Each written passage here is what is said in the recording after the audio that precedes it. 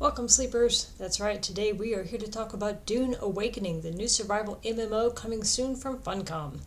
Based on the books by Frank Herbert, Dune Awakening is set on Arrakis, the desert planet, the only place in the universe to get spice. What an epic setting for a survival game. Drawing from the grand scale of Herbert's dystopic space opera and the sweeping visuals of the latest movies, Dune Awakenings is set to be an epic adventure. If you haven't already seen it, here's the announcement trailer they dropped in 2023. I must not fear.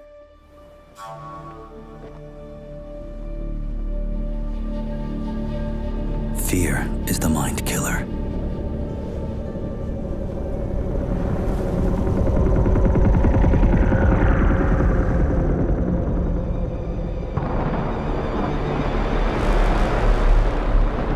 Fear is the little death that brings total obliteration.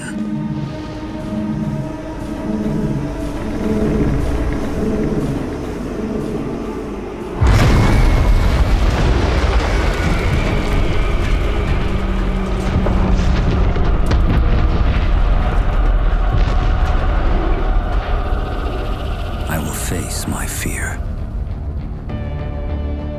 I will permit it to pass over and through me. And when it has gone past, I will turn the inner eye to see its path. Where the fear is gone, there will be nothing.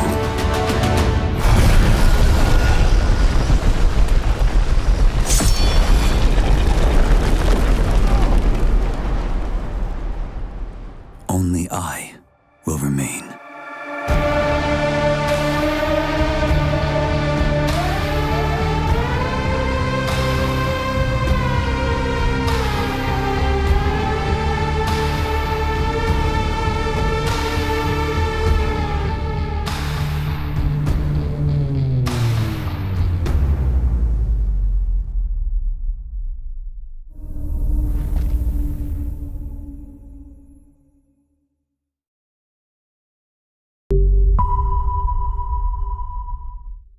I know when I saw that, I was so excited. I have been a huge fan of Herbert since I read the Dune books as a teen.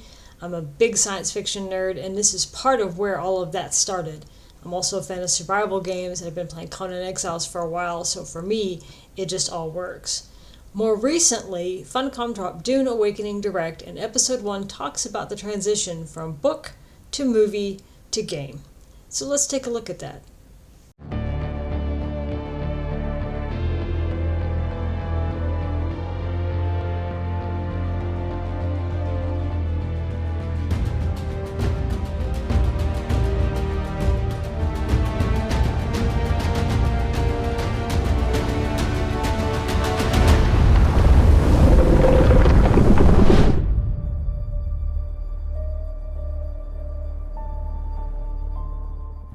Hello and welcome to the very first Dune Awakening Direct, a brand new series where we'll be taking a look at all things Dune Awakening from our studio here on Arrakis.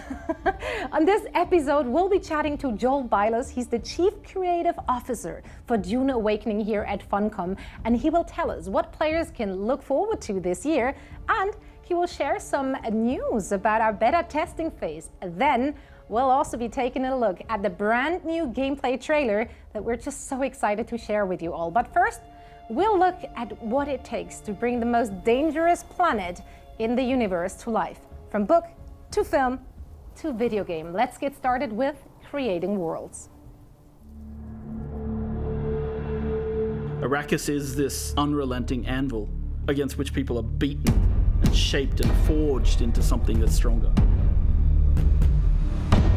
There's something very spiritual about that sand, which on the surface is really nothing, but underneath has a really diverse biological backstory.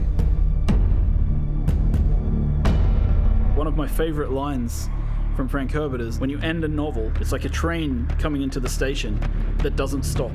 You just jam on the brakes and let the sparks fly into people's imagination. They go on to talk about the cinematography in the movie and the challenges they faced making the movie, And then the advancements in Unreal 5 that allowed for the amazing natural lighting that you see in the trailers and the LOD improvements that we're going to see. Then they dropped another content trailer, and all I can say is just wow.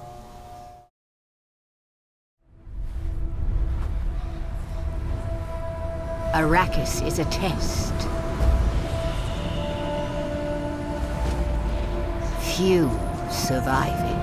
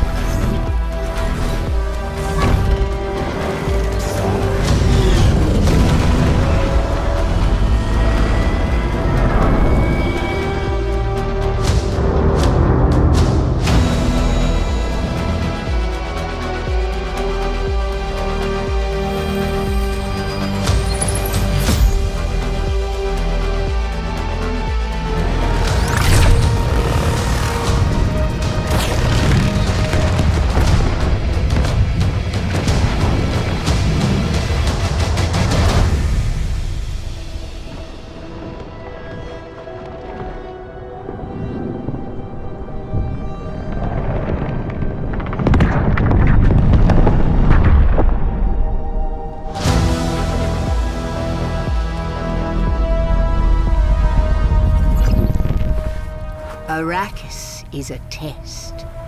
Few survive it. But the humans that do awaken.